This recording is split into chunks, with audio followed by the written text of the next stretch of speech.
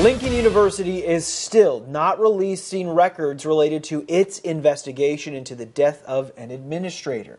On March 15th, the Lincoln University Board of Curators voted to reinstate University President John Mosley. Mosley volunteered to go on paid leave during the investigation into the suicide of another administrator, Bonnie Candia Bailey, who had accused Mosley of bullying her in a suicide note. An independent investigation found claims of bullying were unsubstantiated. Tonight, our ABC 17's Mitchell Kaminsky spoke to legal experts to find out if the school broke the Sunshine Law. Mitch, the university still won't release records from its March 15th vote. Megan Lucas, Missouri Sunshine Law calls for transparency in government business, which includes Lincoln University. Today, I looked into if the university potentially violated the law. ABC 17 News requested the meeting minutes and vote result from the closed session from Lincoln University's March 15th Board of Curators meeting. Their custodian of records revealed it was a 7-1 vote, but wouldn't release any other info.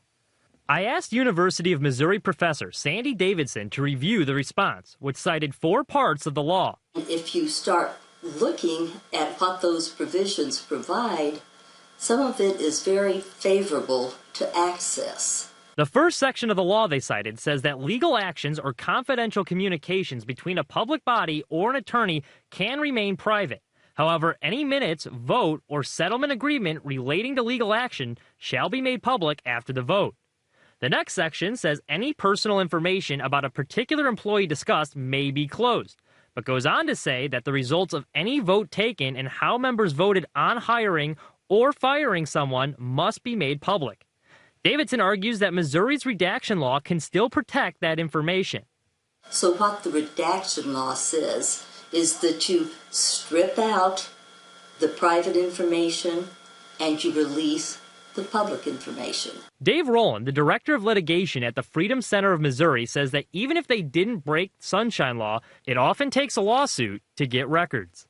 A lot of public governmental bodies, even if it's pretty obvious that they're in the wrong, they'll basically double down on their position and dare somebody to sue them over it because almost no one has the resources to take on a case like this. The Missouri Attorney General's office is already reviewing a complaint about whether the records of the Board of Curators' individual votes must be released. Mitch, thank you. Missouri's Sunshine Law turned 50 years old last year. However, the governor and some lawmakers have been pushing for legislation that could restrict access to government information.